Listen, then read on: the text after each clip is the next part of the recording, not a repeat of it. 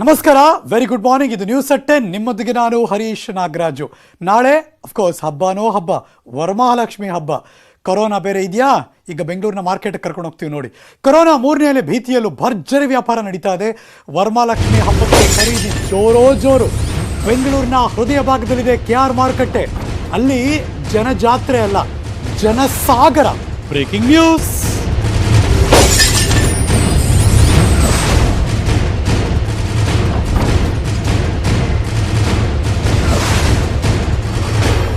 ನಾವು ಸಾಮಾನ್ಯವಾಗಿ ಜನಜಾತ್ರೆ ಅಂತಿದ್ವಿ.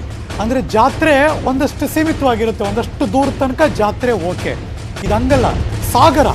ಎಲ್ಲಿ ತನಕ ನೋಡ್ತೀವೋ ಅಲ್ಲಿ ತನಕ ಜನ. ಅದೇ ಪರಿಸ್ಥಿತಿ ಬೆಂಗಳೂರಿನ KR ಮಾರುಕಟ್ಟೆಯಲ್ಲಿ. ಹಣ್ಣು ಖರೀದಿಯಲ್ಲಿ ಜನ ಫುಲ್ ರಶ್ಶು. BBMP ಮಾರ್ಷಲ್ಸ್ಗಳೆಲ್ಲ ಚಾನ್ಸೇ ಇಲ್ಲ. ಎಲ್ಲಿದ್ದಾರೋ ಏನು ಮಾಡ್ತಾರೋ ಕಂಟ್ರೋಲ್ ಮಾಡೋಕ್ಕೂ ಆಗಲ್ಲ ಅಂಥ ಪರಿಸ್ಥಿತಿ ಇಲ್ಲಿ. ಅಥವಾ ಯಾವುದಾದ್ರು ಆದೇಶ ಇದ್ದರೆ ಆದೇಶಕ್ಕೆ ಯಾವುದೇ ಕಿಮ್ಮತ್ ಬೆಲೆನೂ ಇಲ್ಲ ಇಲ್ಲಿ. ಗುಂಪಾಗಿ ಜನ. ಮಾಸ್ಕು, ಸಾಮಾಜಿಕ ಅಂತರ ನೀವು ಕೇಳಲೇಬೇಡಿ. ಮೈ ಮರೆತರು ಜನ ಲಕ್ಷ ಗಟ್ಟಲೆ. ಕೊರೋನಾ 3ನೇ ಅಲೆಗೆ ಇದು ಇನ್ವಿಟೇಷನ್ ಕೊಟ್ಟಂಗೆ ಆಯ್ತಿದು. ನನ್ನ ಅಸಾಧ್ಯವಾಗಿ ಮಂಜುಗೂ ಡೇಂಜರೇ, ಬಟ್ ಸ್ಟಿಲ್ ಕಷ್ಟಪಟ್ಟು ಒಳಗೆ ಹೋಗಿ ಅಲ್ಲೆಲ್ಲ ಹೇಗಿದೆ ಅಂತ ಮೇಲೆ ನಿಂತ್ಕೊಂಡು ಒಂದಷ್ಟು ವಾಕ್ ಥ್ರೂ ಕಳಿಸ್ಕೊಟ್ಟಿದ್ದಾರೆ. ಓವರ್ ಟು ಯು ಮಂಜು. ಹಬ್ಬ ಹರಿದಿನ ಅಂತ ಬಂದರೆ ಸಾಕು, ಬೆಂಗಳೂರಿನ KR ಮಾರ್ಕೆಟ್ನಲ್ಲಿ ಸಾವಿರಾರು ಸಂಖ್ಯೆಯಲ್ಲಿ ಜನ ಬಂದ್ಬಿಟ್ಟು ತಮಗೆಲ್ಲ ಏನೇನು ಅವಶ್ಯಕತೆ ಅದನ್ನು ಪರ್ಚೇಸ್ ಮಾಡ್ತಾರೆ. ಅದರಲ್ಲೂ ಕೂಡ ಅಷ್ಟೇ, ಕೊರೋನಾ ಟೈಮ್ನಲ್ಲಿ ಕೂಡ ಅಷ್ಟೇ ಜನ ಯಾವ ರೀತಿಯಾಗಿ ಹಬ್ಬದ ಆಚರಣೆಗೆ ಮುಂದಾಗಿದ್ದಾರೆ ಅನ್ನೋದರ ದೃಶ್ಯಾವಳಿಗಳನ್ನು ಕೂಡ ಈಗ ನಾನು ನಿಮಗೆ ತೋರಿಸ್ತಾ ಇದ್ದೀನಿ. ನಾಳೆ ವರಮಹಾಲಕ್ಷ್ಮಿ ಹಬ್ಬ ಇರುವಂಥ ಒಂದು ಕಾರಣಕ್ಕೋಸ್ಕರ ಸಾವಿರಾರು ಸಂಖ್ಯೆಯಲ್ಲಿ KR ಮಾರ್ಕೆಟ್ನಲ್ಲಿ ಹೂವನ್ನು ಖರೀದಿ ಮಾಡೋದಕ್ಕೆ ಬಂದಿದ್ದಾರೆ. ಜೊತೆಗೆ ಹೂವಿನ ಜೊತೆಗೆ ಅವ್ರಿಗೆ ಏನೆಲ್ಲ ಅವಶ್ಯಕತೆ ಇದೆಯೋ ಆ ಒಂದು ಅವಶ್ಯಕತೆ ಇರುವಂಥ ವಸ್ತುಗಳನ್ನು ಖರೀದಿ ಮಾಡೋದಕ್ಕೆ ಜನ ಯಾವ ರೀತಿಯಾಗಿ ಬಂದಿದ್ದಾರೆ ಅನ್ನೋ ಕೂಡ ನೀವು ನೋಡ್ತಾ ಇರ್ಬೋದು. ನಿಜಕ್ಕೂ ಕೂಡ ಅಷ್ಟೇ, ಯಾವುದೋ ಎಲ್ಲಿ ಎಷ್ಟೊಂದು ಜನರು ಇದ್ದಾರೆ ಅಂದರೆ ಒಬ್ಬರ ಮೇಲೆ ಒಬ್ಬರು ಬಿದ್ದು ಪರ್ಚೇಸ್ ಮಾಡೋಗಳು ಕೂಡ ಮುಗಿಬಿದ್ದಿರುವಂತಹದ್ದು. ಜೊತೆಗೆ ಯಾವುದಾದ್ರೂ ಜಾತ್ರೆ ಆದರೆ ಯಾವ ರೀತಿಯಲ್ಲಿ ಜನ ಇರ್ತಾರೆ ಆ ರೀತಿಯಾದಂತಹ ಜನರು ಕೂಡ ಅಷ್ಟೇ ಇವತ್ತು KR ಮಾರ್ಕೆಟ್ನಲ್ಲಿದ್ದಾರೆ. ನಿಜಕ್ಕೂ ಕೂಡ ಆಶ್ಚರ್ಯ ಅನಿಸುತ್ತೆ. ಒಂದು ಕಡೆ BBMP ಆಗಿರ್ಬೋದು ಮತ್ತು ಸರ್ಕಾರ ಆಗಿರ್ಬೋದು ಈ ಒಂದು ಕೋವಿಡನ್ನು ತಡೆಗಟ್ಟೋಕೆ ಏನೆಲ್ಲ ಕ್ರಮಗಳನ್ನು ಈಗಾಗಲೇ ಕೈಗೊಳ್ಳಬೇಕು ಎಲ್ಲ ಕ್ರಮಗಳನ್ನು ಕೈಗೊಳ್ತಿದ್ರು ಕೂಡ ಅಷ್ಟೇ ಜನರಿಗೆ ಇನ್ನೂ ಕೂಡ ಅಷ್ಟೇ ಬುದ್ಧಿ ಬಂತೆ ಕಾಣ್ತಿಲ್ಲ. ನೀವು ನೋಡ್ತಾ ಇರ್ಬೋದು ದೃಶ್ಯದಲ್ಲಿ, ಸರಿಯಾಗಿ ಯಾರೊಬ್ಬರು ಕೂಡ ಅಷ್ಟೇ ಮಾಸ್ಕ್ಗಳನ್ನು ಕೂಡ ಅಷ್ಟೇ ಧರಿಸ್ತಾ ಇಲ್ಲ. ಯಾಕಂದರೆ ಮಾಸ್ಕನ್ನು ಕಡ್ಡಾಯವಾಗಿ ಧರಿಸಬೇಕು, ಸಾಮಾಜಿಕ ಅಂತರವನ್ನು ಕಾಯ್ದುಕೊಳ್ಬೇಕು ಅಂತ ಸರ್ಕಾರ ಏನು ಪ್ರತಿನಿತ್ಯವೂ ಕೂಡ ಹೇಳ್ತಾ ಇದೆ. ಇದು ಯಾವುದೂ ಕೂಡ ಅಷ್ಟೇ ಆಗ್ತಾ ಇಲ್ಲ. ಕೇವಲ ಆದೇಶವಾಗಿ ಉಳಿತಿದೆ ಹೊರತು ಯಾವುದೂ ಕೂಡ ಇಂಪ್ಲಿಮೆಂಟ್ ಆಗ್ತಿಲ್ಲ ಅನ್ನೋದಕ್ಕೆ ಇದೊಂದು ನೈಜ ಉದಾಹರಣೆ ಅಂತ ಹೇಳ್ಬೋದು. ಜೊತೆಗೆ ಯಾಕಂದರೆ ಮುಂಜಾನೆಯಿಂದ ಇನ್ನೊಂದಷ್ಟು ಜನ ಪೊಲೀಸರನ್ನು ಕೂಡ ಅಷ್ಟೇ ಡೆಪ್ಯೂಟ್ ಮಾಡಿದ್ದಾರೆ. ಅಂದರೆ ಪೊಲೀಸರಲ್ಲಿ ನಿಯೋಜನೆ ಮಾಡಿಬಿಟ್ಟು ಆದಷ್ಟು ಎಲ್ಲರನ್ನೂ ಕೂಡ ಅಷ್ಟೇ ಈ ಒಂದು ಸಾಮಾಜಿಕ ಅಂತರ ಕಾಯ್ದುಕೊಳ್ಳುವಂತೆ ಮಾಡಿ ಅದನ್ನಷ್ಟು ಜೊತೆಗೆ ಇಲ್ಲೊಂದಷ್ಟು ಟ್ರಾಫಿಕ್ನ ಸಮಸ್ಯೆ ಕೂಡ ಉದ್ಭವ ಆಗ್ತಿರುವಂಥದ್ದು. ಯಾಕಂದರೆ ಈ ಪಾರ್ಟಿಯಾಗಿ ಜನ ಇರುವಂಥ ಒಂದು ಕಾರಣಕ್ಕೋಸ್ಕರ ವೆಹಿಕಲ್ ಮೂವ್ಮೆಂಟ್ ಸರಾಗವಾಗಿ ಡೌನ್ ಆಗ್ತಾ ಇರುವಂಥದ್ದು. ರಸ್ತೆ ಎರಡೂ ಬದಿಗಳಲ್ಲಿ ಕೂಡ ಅಷ್ಟೇ ಅಂಗಡಿಗಳನ್ನು ಈಗಾಗಲೇ ಇಟ್ಕೊಂಡಿದ್ದಾರೆ. ಜೊತೆಗೆ ಸಾವಿರಾರು ಸಂಖ್ಯೆಯಲ್ಲಿ ಜನರು ಕೂಡ ಬಂದಿದ್ದಾರೆ. ಒಂದು ಅನುಮಾನ ಹುಟ್ಟುವಂಥದ್ದು, ಇಷ್ಟೆಲ್ಲ ಜನ ಇದ್ದಾರೆ ಅಂತ ನಾವು ತೋರಿಸ್ತಾ ಇದ್ರು ಕೂಡ ಅಷ್ಟೇ ಇಲ್ಲಿ ಯಾರೊಬ್ಬ ಸರಿಯಾದ ಮಾರ್ಷಲ್ಗಳು ಕೂಡ ಅಷ್ಟೇ ಕಣ್ಣಿಗೆ ಕಾಣ್ತಿಲ್ಲ. ಯಾಕಂದರೆ ಒಂದು ವೇಳೆ ಮಾರ್ಷಲ್ಗಳನ್ನು ಹಾಕಿದಂತ ಹೇಳಿ ಅಟ್ಲೀಸ್ಟ್ ಮಾಸ್ಕ್ ಆದರೂ ಹಾಕ್ಕೊಂತಾರೆ. ಯಾಕಂದರೆ ಈಗ ಹೆಂಗಾಗಿದೆ ಪರಿಸ್ಥಿತಿ ಅಂದರೆ ಯಾರೊಬ್ಬರು ಕೂಡ ಅಷ್ಟೇ ಮಾಸ್ಕನ್ನು ಕೂಡ ಅಷ್ಟೇ ಧರಿಸ್ತಿಲ್ಲ. ಮಾಸ್ಕ್ ಇಲ್ಲದೆ ಓಡಾಡ್ತಿದ್ದಾರೆ, ಮಾಸ್ಕ್ ಇಲ್ಲದೆ ಒಬ್ಬರ ಮೇಲೆ ಒಬ್ಬರು ಬೀಳ್ತಿದ್ದಾರೆ, ಮಾಸ್ಕ್ ಇಲ್ಲದೆ ಜನರನ್ನು ನೋಡ್ತಾ ಇದ್ದಾರೆ. ನಿಜಕ್ಕೂ ಕೂಡ ಅಷ್ಟೇ ಎಲ್ಲೊಂದು ರೀತಿ 3ನೇ ಅಲೆ ಏನು ಮುಂದಿನ ತಿಂಗಳು ಬರಬಹುದು ಅಂತ ಏನು ತಜ್ಞರು ಹೇಳ್ತಿದ್ದಾರೆ.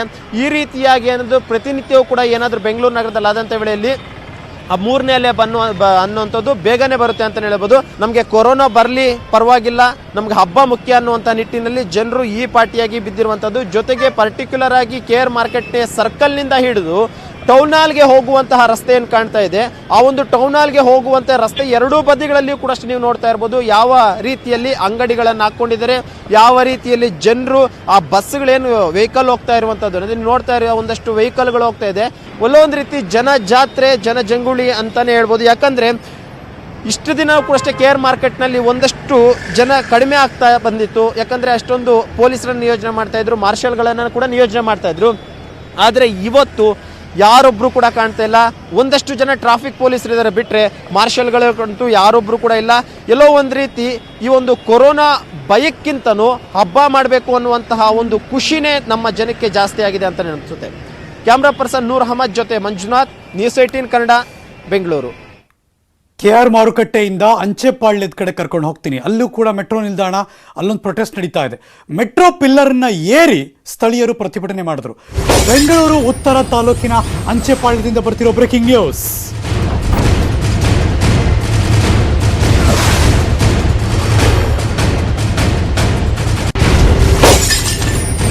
ಮೆಟ್ರೋ ಫ್ಲೈಓವರ್ ಮೇಲ್ ಕೂತು ಇಲ್ಲೊಂದು ಸ್ಟೇಷನ್ ಬೇಕು ಅಂತ ಆ ಜನರ ಪ್ರತಿಭಟನೆ.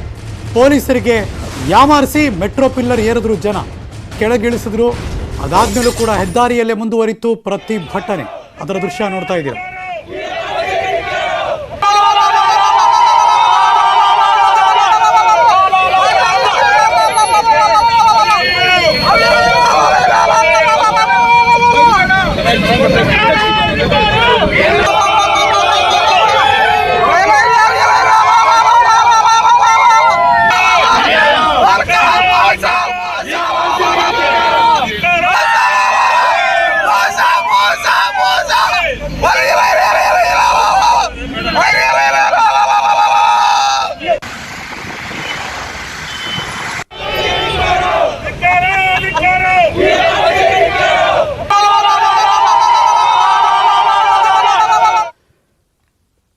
ಮಹಿಳಾ ಇನ್ಸ್ಪೆಕ್ಟರ್ ಒಬ್ಬರಿಂದ ಬೆದರಿಕೆ ಅಂತೆ.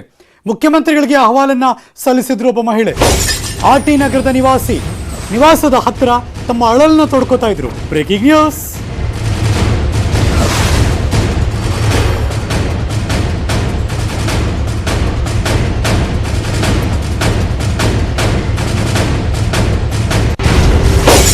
ಮಹಿಳಾ ಇನ್ಸ್ಪೆಕ್ಟರ್ ಒಬ್ಬರಿಂದ ಬೆದರಿಕೆ ಆಗಿದೆ. ಮುಖ್ಯಮಂತ್ರಿಗಳಿಗೆ ಅಹವಾಲವನ್ನು ಸಲ್ಲಿಸಿದ್ರು ಮಹಿಳೆ. ಅಂದ್ರೆ ಮಹಿಳೆಗೆ ಮಹಿಳಾ ಇನ್ಸ್ಪೆಕ್ಟರ್ ಇಂದ ಬೆದರಿಕೆ. RT ನಗರದ ನಿವಾಸದ ಹತ್ರ ತಮ್ಮ ಅಳಲನ್ನ ತೋಡ್ಕೋತಾ ಇದ್ರು. ಚಾರ್ಜ್ ಶೀಟ್ ಒಂದರ ಬಗ್ಗೆ ಪ್ರಶ್ನಿಸಿದ್ದಕ್ಕೆ ಬೆದರಿಕೆ ಹಾಕಿದ್ದಾರೆ. ನಿನ್ನ ರೇಪ್ ಮಾಡಿಸ್ತೀನಿ ಅಂತ ಮಹಿಳೆಗೆ ಆವಾಜ್ ಹಾಕಿದಾರಂತೆ ಇನ್ಸ್ಪೆಕ್ಟರ್ ಒಬ್ರು. ಈ ಬಗ್ಗೆ ನೇರವಾಗಿ ಮುಖ್ಯಮಂತ್ರಿಗಳಿಗೆ ದೂರನ್ನು ಕೊಟ್ಟಿದ್ದಾರೆ ಆ ಹೆಣ್ಮಗಳು. ಈ ಬಗ್ಗೆ ಕ್ರಮ ಕೈಗೊಳ್ಳುವ ಭರವಸೆ ಕೊಟ್ಟಿದ್ದಾರೆ ಮುಖ್ಯಮಂತ್ರಿಗಳು. ಗೃಹ ಸಚಿವರ ಜೊತೆ ಮಾತಾಡೋ ಭರವಸೆ ಕೊಟ್ಟಿದ್ದಾರೆ. ಸ್ಥಳದಲ್ಲಿದ್ದ ಅಧಿಕಾರಿಗಳಿಗೆ ಸೂಚನೆ ಕೂಡ ಕೊಟ್ಟರು ಮುಖ್ಯಮಂತ್ರಿಗಳು. ಹಲೋ,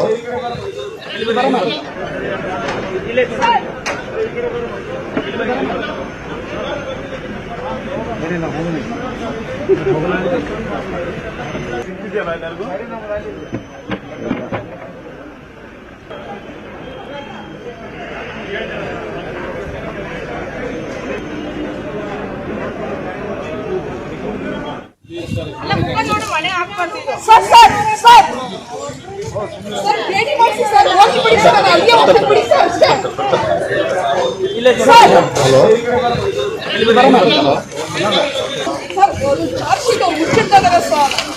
ಇದು ನನ್ನ ರೇಪ್ ಮಾಡ್ತೀನಿ ಅಂತ ಹೇಳಿದರೆ ಕೋರ್ಟ್ ಹೋದ್ರೆ ಈ ಕೇಸ್ ಮಾಡ್ಕೊಬೇಕು ಸರ್. ನಾನು ಇಲ್ಲಾಂದ್ರೆ ನಂದು ಇದು ತಗೊಂಡೋಗ್ಬಿಟ್ಟು ಟೈಪ್ ಮಾಡ್ತೀನಿ.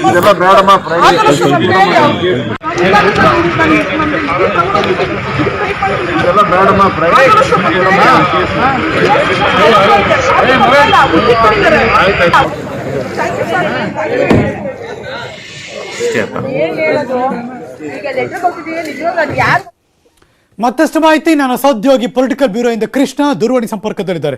Good morning Krishna. Good morning Harish. ಏನ್ ಕೇಸ್ ಇದು?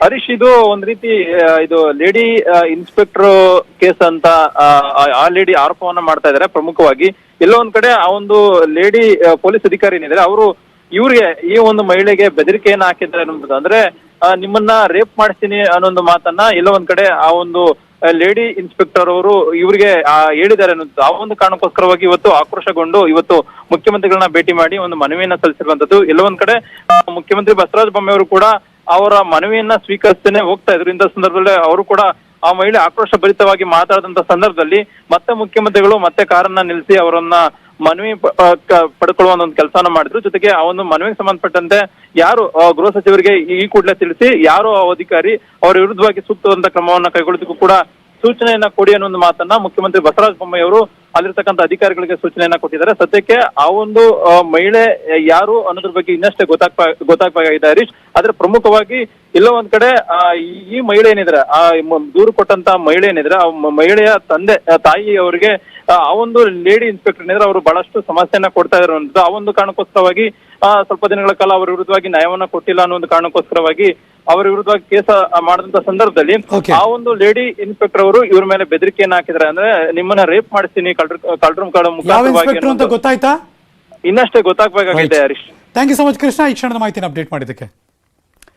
ಕೊರೋನಾ ಜಾಗೃತಿ ಬಗ್ಗೆ ನೆಟ್ವರ್ಕ್ 18 ಮತ್ತು ಫೆಡರಲ್ ಬ್ಯಾಂಕ್ ಸಹಯೋಗದಲ್ಲಿ ಇಡೀ ದೇಶದಾದ್ಯಂತ ನಾವು ಅಭಿಯಾನ ಮಾಡ್ತಿದ್ದೀವಿ. ಇದರ ಮುಂದುವರೆದ ಭಾಗ ವಾಟ್ಸಪ್ ಮೂಲಕ ನಿಮ್ಮ ಪ್ರಶ್ನೆಗಳಿಗೆ, ನಿಮ್ಮ ಗೊಂದಲಗಳಿಗೆ ಪರಿಹಾರ ಕೊಡುವಂಥ ಕೆಲಸ. 7977773753 ನಮ್ಮ ವಾಟ್ಸಪ್ ನಂಬರ್. 79 77 77 37 53 ನೀವು ಕಳಿಸ್ಕೊಡಿ, ನಿಮ್ಗೆ ಉತ್ತರ ಸಿಗುತ್ತೆ. ಹೆಚ್ಚಿನ ವಿವರಗಳಿಗಾಗಿ ಲಾಗಾನ್ ಆಗಿ www.moneycontrol.com/ಸಂಜೀವಿನಿ. ನ್ಯೂಸ್ ಮುಂದುವರಿತ ಒಂದು ಚಿಕ್ಕ ಬ್ರೇಕ್ ಆದಮೇಲೆ ಎಲ್ಲೂ ಹೋಗದೆ ಕಾಯ್ತಾ ಇರಿ.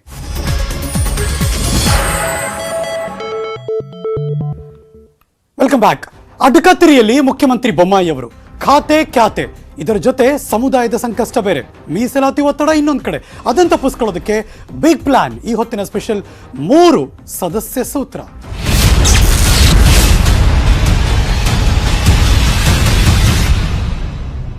ವಿವಿಧ ಸಮುದಾಯಗಳು ಈಗಂತೂ ಮೀಸಲಾತಿಗೋಸ್ಕರ ದೊಡ್ಡ ಮಟ್ಟದಲ್ಲಿ ಒತ್ತಡ ಹಾಕ್ತಿದ್ದಾರೆ. ಆ ಸಮುದಾಯದ ಮುಖ್ಯಸ್ಥರೆಲ್ಲ ಬಂದು ಮೀಟ್ ಮಾಡ್ತಿದ್ದಾರೆ. ಮೀಸಲಾತಿ ದೊಣ್ಣೆಯಿಂದ ಪಾರಾಗೋದಕ್ಕೆ ಮುಖ್ಯಮಂತ್ರಿಗಳು ಸರ್ಕಸ್ ಮಾಡ್ತಿದ್ದಾರೆ. ಮೀಸಲಾತಿ ಪರಿಶೀಲಿಸಲು 3 ಸದಸ್ಯ ಪೀಠದ ಅಸ್ತ್ರ. Breaking news.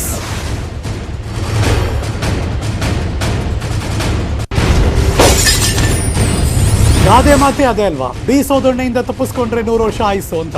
ಸೊ ಹಾಗಾಗಿ 3 ಸದಸ್ಯ ಪೀಠವನ್ನ ಪರಿಶೀಲನೆಗೆ ಬಿಟ್ಟಿದ್ದಾರೆ. ಆ ಮೂಲಕ ಅಸ್ತ್ರ ಪ್ರಯೋಗ ಮಾಡ್ತಿದ್ದಾರಂತೆ. ನ್ಯಾಯಮೂರ್ತಿ ಸುಭಾಷ್ ಅಡಿ ನೇತೃತ್ವದ 3 ಸದಸ್ಯ ಪೀಠ ಹಲವು ಸಮುದಾಯಗಳಿಂದ ಮೀಸಲಾತಿ ಶಿಫಾರಸುಗಳು ಬರ್ತಾ ಇದೆ. ಆ ಸಮುದಾಯದ ಮುಖ್ಯಸ್ಥರು ಯಾರಿದ್ದಾರೆ ಅವರೆಲ್ಲ ಕೂಡ ಬಂದು ಭೇಟಿ ಮಾಡ್ತಿದ್ದಾರೆ, ಒತ್ತಡ ಹಾಕ್ತಿದ್ದಾರೆ. ನಮ್ಗೆ ಇಷ್ಟಿಷ್ಟು ಮೀಸಲಾತಿ ಬೇಕು, ಇಷ್ಟು ಎಕ್ಸ್ಟೆಂಡ್ ಮಾಡಬೇಕು ಅಂತೆಲ್ಲ ಕೇಳ್ತಿದ್ದಾರೆ. ಈಗಾಗಲೇ ಅದರಿಂದ ಯಡಿಯೂರಪ್ಪನವರು ಕೂಡ ಯಾವ ಹಂತದಲ್ಲಿ ಮುಜುಗರಕ್ಕೀಡಾದರು ಅಂತ ಕೂಡ ಗೊತ್ತಿದೆ. ಸೊ ಇದೀಗ ಅದನ್ನು ಕಲ್ಪಿಸುವ ನಿರ್ಧಾರದ ಭರವಸೆ ಕೊಡುತ್ತಾ 3 ಸದಸ್ಯ ಪೀಠ ಅಸ್ತ್ರ ಪ್ರಯೋಗ ಮಾಡಿದ್ದಾರೆ. ಮೀಸಲಾತಿ ಕೇಳುವ ಸಮುದಾಯಕ್ಕೆ ಸಿಎಂ ಭರವಸೆ ಕೊಟ್ಟಿದ್ದಾರೆ. ಸಮುದಾಯಗಳ ಸಮಾಧಾನಕ್ಕೆ ಮುಂದಾಗಿದ್ದಾರೆ ಮುಖ್ಯಮಂತ್ರಿ ಬಸವರಾಜ ಬೊಮ್ಮಾಯಿ ಅವರು. ಈ ಮೂಲಕ ಇದಕ್ಕೊಂದು ಬೇರೆ ಹಂತದ ಒಂದು ಸಮಾಧಾನ ಪಡಿಸುವಂಥ ಕೆಲಸ. 2A ಪ್ರವರ್ಗಕ್ಕೆ ಸೇರಿಸಬೇಕು ಅಂತ ಪಂಚಮಸಾಲಿ ಸಮುದಾಯದ ಒತ್ತಾಯ ಮಾಡ್ತಿದ್ದಾರೆ. OBC ಆಯೋಗದ ಅಧ್ಯಕ್ಷರ ವರದಿ ನಂತರ ಕ್ರಮ ತೆಗೆದುಕೊಳ್ತಾರೆ. ಆ ಮೂಲಕ ಜೊತೆಗೆ ಜನಗಣತಿ ಟೆನ್ಷನ್ ಮತ್ತೊಂದು ಕಡೆ, ಜಾತಿ ಜನಗಣತಿ ವರದಿ ಅನ್ನುವ ಇನ್ನೊಂದು ಕಡೆ ಅದು ನಡೀತಾ ಇದೆ. ಸೊ ಎಲ್ಲ ಒಂದೊಂದಷ್ಟು ಮುಖ್ಯಮಂತ್ರಿಗಳಿಗೆ ಇದ್ದೇ ಇದೆ. ಆ ಟೆನ್ಷನಿಂದ ಪಾರಾಗೋದಕ್ಕೆ ಒಂದೊಂದು ಅಸ್ತ್ರವನ್ನು ಪ್ರಯೋಗ ಮಾಡ್ತಿದ್ದಾರೆ. ಜನಗಣತಿ ಅಂತ ಆಗ್ಲೇ ಹೇಳಿದೆ. ಹೌದು, ಬರ್ತಾ ಇದೆ ನೋಡಿ ಬ್ರೇಕಿಂಗ್ ನ್ಯೂಸ್. ಮುಖ್ಯಮಂತ್ರಿ ಬಸವರಾಜ ಬೊಮ್ಮಾಯಿ ಅವರಿಗೆ ಒಂದರ ಮೇಲೊಂದು ಮತ್ತೊಂದು ಟೆನ್ಷನ್ಗಳು. ಮೀಸಲಾತಿ ತಲೆಬಿಸಿ ಜೊತೆಗೆ ಜಾತಿ ಜನಗಣತಿಯ ಟೆನ್ಷನ್. Breaking news.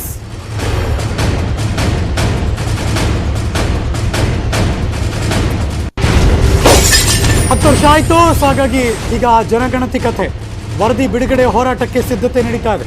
ಹಿಂದುಳಿದ ವರ್ಗಗಳ ಜಾಗೃತಿ ವೇದಿಕೆಯಿಂದ ಒತ್ತಡದ ತಂತ್ರ. ಕೋಟಾ ಶ್ರೀನಿವಾಸ್ ಪೂಜಾರಿ ನೇತೃತ್ವದಲ್ಲಿ ಮಾತುಕತೆ ಆಗಿದೆ. ಇವತ್ತು ಸಭೆ ಬಳಿಕ ಮುಖ್ಯಮಂತ್ರಿಯನ್ನು ಭೇಟಿಯಾಗ್ತಾರೆ ನಿಯೋಗದವರು.